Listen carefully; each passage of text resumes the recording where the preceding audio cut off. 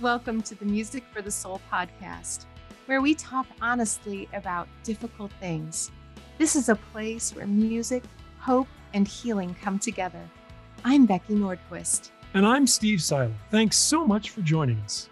Today, we are so excited to have with us Dr. Gregory Jantz. Dr. Jantz is a Christian counselor, a prolific author of more than 30 books, a speaker, and the founder and director of The Center, a place for hope in Edmonds, Washington, where they treat depression, anxiety, eating disorders, trauma, PTSD, addiction, and OCD. Greg, thank you so much for being with us today. It is always good to be with you. Thank you, Steve. My pleasure. I was thinking before this interview that we were first introduced when Music for the Soul was beginning work on the Tell Me What You See project, which was our project for eating disorders. And your input on that project was tremendous. So my goodness, that was a little while ago. Just a little bit. And my response to that would be, and if only eating disorders were now over, right? And we didn't have to, The thing about our projects, and I'm sure it's the same with your work, is that these things, while they're old, I guess is the word that I would use for us, they're new for the people who are experiencing them. How do you keep that freshness when you counsel people with something that you have probably said 1,000 times? One of the things that really helps me is every person is a unique individual. It's them. So it's not about a diagnosis, and it's certainly not about a disorder. It's about what is the needs of the person that's in front of me or in front of our team. We are celebrating 38 years this year at the Center, a place of hope. And so I think, if anything, Steve, I'm probably more passionate now than ever, because I really do see lives change for good with God. And that's got to be the foundation. Right. Congratulations. That's incredible. I think I read somewhere that you had said that everyone's journey into depression and things like that is unique. And that's just reflected in your statement just now. How did you first become interested in the field of mental health? My first job out of school was, I had a vision when I was in school of how do we change the delivery of mental health services? And okay, so I'm a psychology student, but I can't carry that too far because I don't have a lot of experience. So my first job out of school, I worked at a women's prison. 2 years assigned to the special needs section of a women's prison, and I survived. Yeah. But there in the prison, there was so much eating disorders. And that's where the eating disorders, eating disorders were described as cunning and baffling. And how do we really help somebody with an eating disorder? And so that all began because my work with eating disorders in the prison. Met my wife in college, classic story there. But we had a vision we didn't know what we were going to call it, but this whole idea of whole person care. I believe that psychology alone is short on the answers. And so I believe that we've got to have the faith foundation. And this is just my bias going into it. And that we got to look at the whole person. Well, yeah, we all have the emotional side, our relationships, how we were raised. There's maybe trauma, there's things in our life. So that's an important piece. We need to look at our faith. What do we believe? What don't we believe? Just what role does that have in our life or did have? Physical side.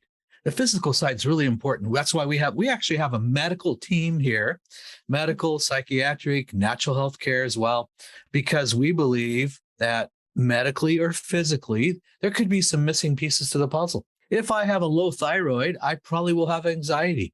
I could be in counseling forever about that anxiety, but if I have something physiologically that's really contributing, I've got to cover that base. So that's why we do blood work on everybody. That's why we look at what are all the potential missing pieces to the puzzle. What is contributing to this depression? Is it simply trauma or is it addiction? We know the 3 top things right now are anxiety. That's the top of the list. Depression is number 2. The third is anything that we could say addiction. Technology addiction, alcohol addiction, drug addiction, prescription drug addiction. That's our third area of great concern right now. I just so appreciate that. You don't know my story, but many of our listeners probably do. And just the fact that you don't have this blanket just trust Jesus more. There's a bigger picture. He created us so intricately, as the word says, and body, mind, and spirit, right? Yes. Yes. So I just so appreciate that. Thank you so much for what your center and you have brought into this world for us. It's awesome. Thank you. When you talk about the uniqueness of each individual, I always say when there's 500 people in a room and you play a song, there's 500 songs being heard, because they are hearing that song and processing that song through the lens of their own unique lived experience. And so when you talk about whole person care, to me, part of that is understanding all of that somebody has a medical history and a emotional history, and all those things are weighing in. Relationship histories, they're all weighing into how they experience anything they see and hear. Well, it's obviously working. What you're doing is working. So congratulations on that 38 years, and please keep up the good work. Yes. So one thing that, since you mentioned depression in that list just a second ago, we were at lunch several years ago, and you said to me that the next great wave to hit the United States was going to be depression. Do you remember that? I don't remember that, but that was really good if I said that. Yeah. So I wanted to congratulate you for that, because you totally hit the nail on the head. Prophetic. The man's prophetic. And I can't tell you how many times I've quoted you and said, Dr. Gregory Jantz said or says. Yeah. And now that, we've seen that come to fruition. So we've started writing and recording some songs on that. And one of them is called Breakthrough. I'd like to play a little snippet of that just now. The sky is the color of cold gray steel. How does it know the way I feel? Heavy and laden, bleak and depressed, hollow from emptiness, weighed down with stress. I need a lifeline of hope. Lord, if you're listening, throw me a rope and break through. Lord, I need you to break through. Like a small yellow flower pushing up through the side. I need the light, show the way, please, dear God, to break through. Breakthrough. You've said that music can be a healing balm in the recovery process. Why do you think that is? One of the things that Steve said is that people experience music differently based on what they've gone through. And if I can find a way of reaching individuals and understanding that one person's trauma may have some similarities of another person, but if I can reach in and minister at the very soul, that's why it's music for the soul, isn't it? But I can begin to touch that. I am reaching a part of that person that perhaps I wouldn't have reached otherwise. And I think music also opens us up in a way that we may be more open to looking at issues. It may provide even chemical changes in the brain over time. And we know that chemical called dopamine and another one called serotonin. The first one, dopamine, sounds kind of funny, but that's has a lot to do with our mood, and it's a pleasure chemical. And a lot of times if we're depressed, we don't have enough dopamine. So we know that that's an important chemical that God put in the brain. That said, we know that certain things will elevate and change the levels of dopamine. Music can be one of those. When I started the ministry, Greg, I didn't know anything about the brain science. All I knew was that I was continually experiencing songs that I had written, changing and even saving lives. And I thought, something's up here. And so rather than waiting to see it happen, quote unquote, accidentally, I decided, let's do this on purpose. Let's get up every day and chase this. And then as I began to do the research, I found out about the kind of things that you just shared with our listeners. So it's like God has actually wired us to respond to this. So you don't have to take my word for it. So your new book you made that list 1, 2, 3, and anxiety was at the top of the list. And your new book is called The Anxiety Reset. The Anxiety Reset. Well, that was a title, I completed that book 1 year prior to the pandemic. And wow. I did not realize that we would be faced what we have right now is chronic stress and anxiety. And there's something that I call anticipatory anxiety. This is the anxiety that a person wakes up the next morning from an anxious sleep. And it's like, what's going to happen today? Every day there's something new. Every day there's an unpleasant surprise.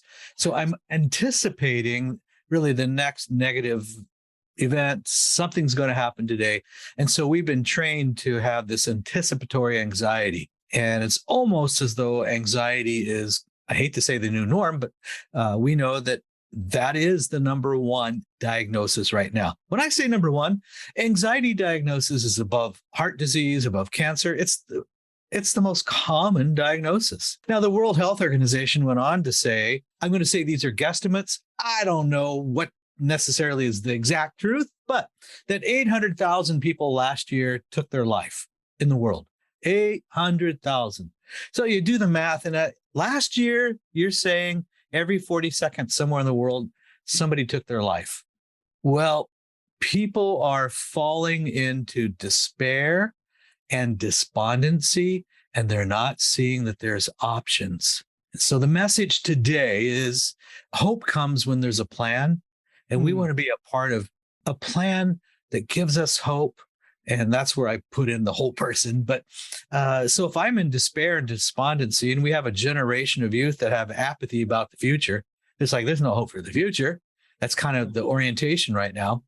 So you can see how mental health issues are forever increasing right now. We know that if we can even say it, post-pandemic world, the number one crisis facing us now, it's being called an epidemic. We have a mental health epidemic. Well, that's significant. So these issues are very real. We need to renew, we need to reset, we need to revitalize, and sometimes we need a revival, I think. So for me, the reset encompasses things that we need to address in the whole person. Beautiful. I loved how you said hope comes when there's a plan.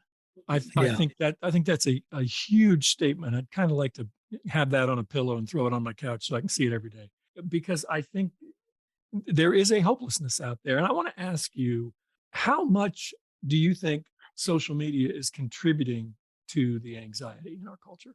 We know the more time you spend on social media, the worse you feel. That's interesting. Yeah. And so people are saying, no, I'm more connected than ever before. Well, we're actually more isolated, we're more empty, and loneliness is at the forefront.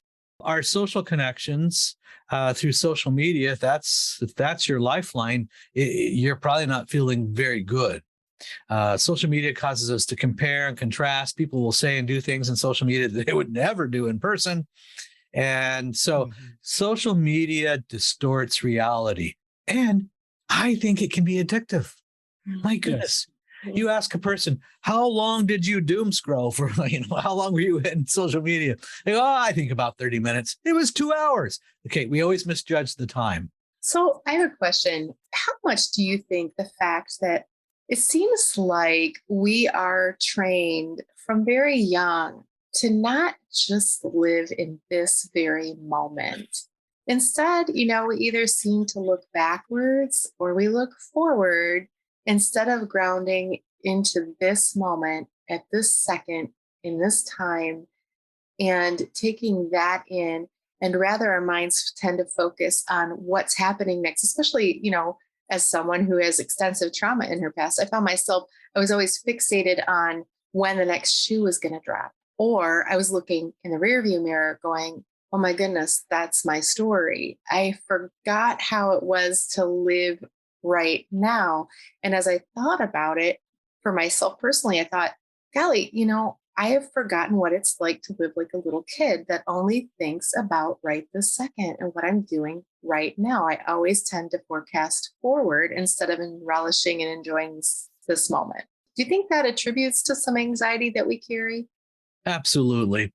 And we know that if we have had trauma in our life, and trauma comes in various forms, that chronic anxiety or an environment or culture where there's chronic anxiety, after a while, well, it kind of wears us all down, but after a while, it's easy just to get triggered into something related to the past because it's been so constant. The anxiety is right there in front of us. And then after a while, we kind of get overburdened with it, and there's trigger points, and so it's really easy right now to rehook into things in the past for people, so we need to be aware of that. One of the things I wanted to ask you about, because I find myself saying it a lot, is eye contact. I feel like in our culture we've lost a little bit of, well, maybe a lot of the importance of the intimacy of looking people in the eye. We're looking down at our phones, we're doing 8 things at once. It says, be still and know that I am God. Forget stillness. We don't even know what that is anymore, right? Culturally. But I just think being present and really looking into the windows of the soul and to know a person and to connect with a person seems to be kind of a lost art. How do we retrieve that in the middle of all this noise? Yeah. Well, we're back to the importance of our relationships.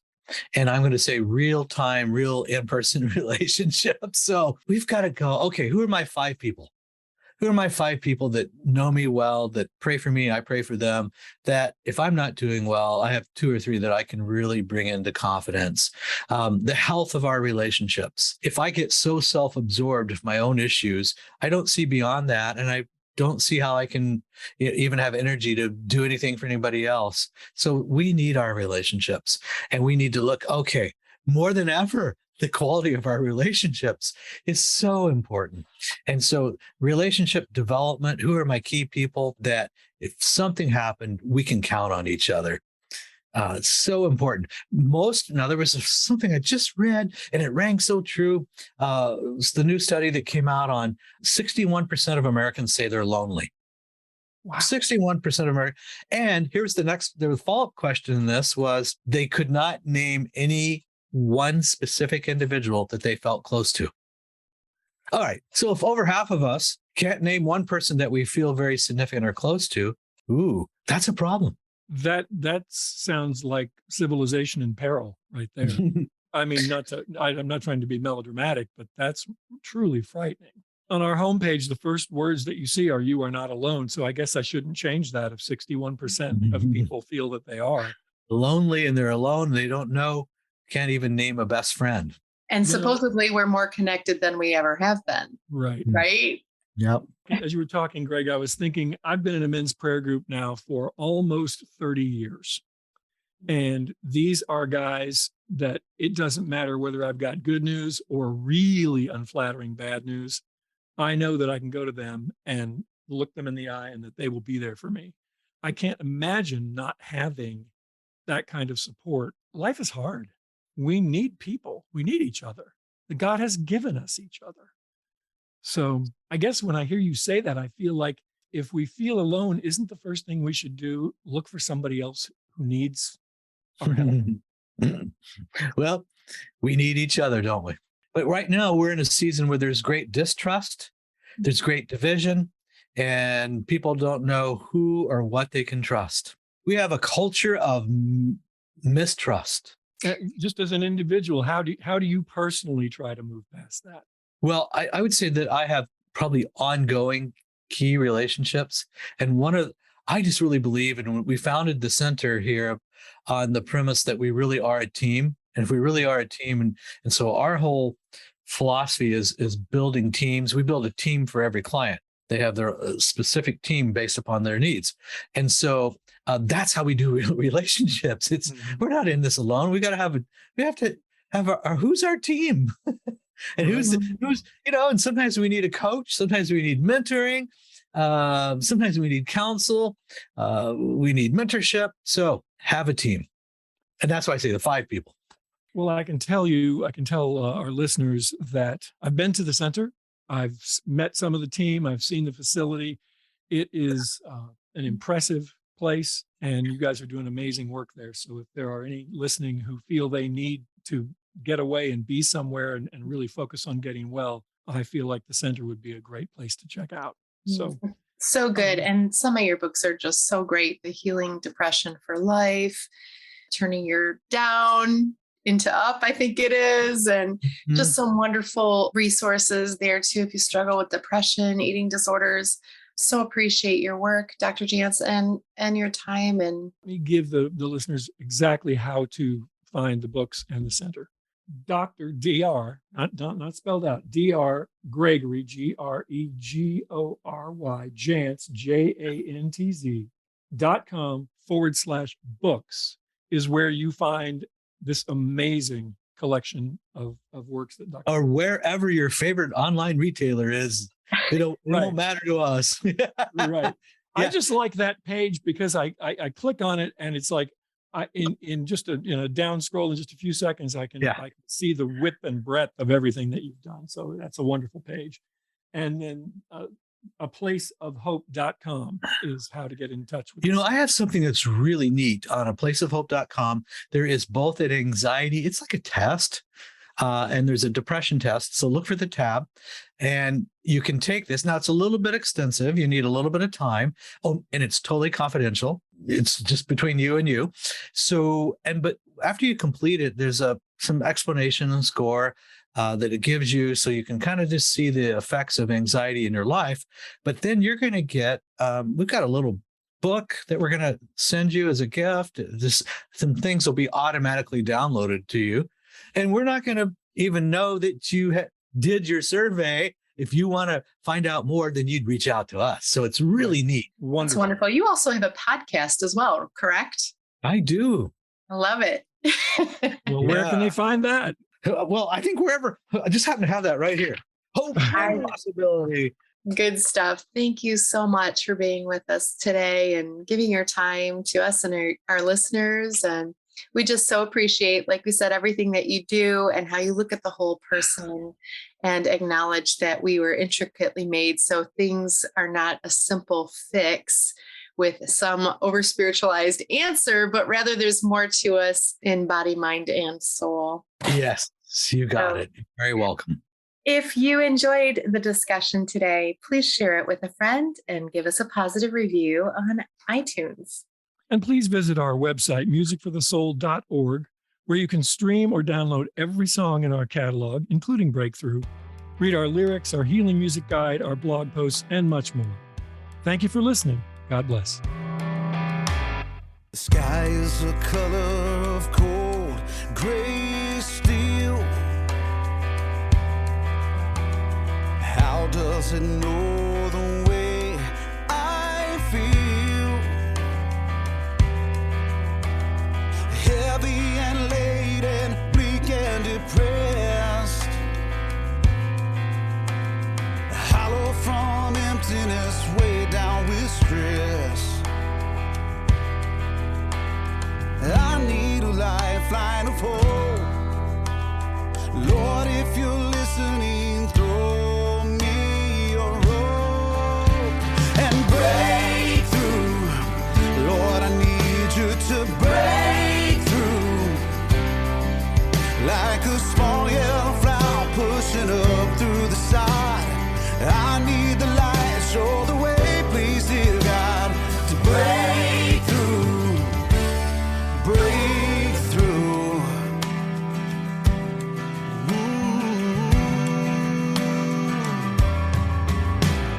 Flailing down under a deep, dark sea. You are the oxygen tank I need. Lord, pull me up by your head onto the solid rock where I can stand and break through. Lord, I know you can break through. Like a small yellow flower pushing up through the side. I need the sun, show the way, please, dear God, to break through, break through. The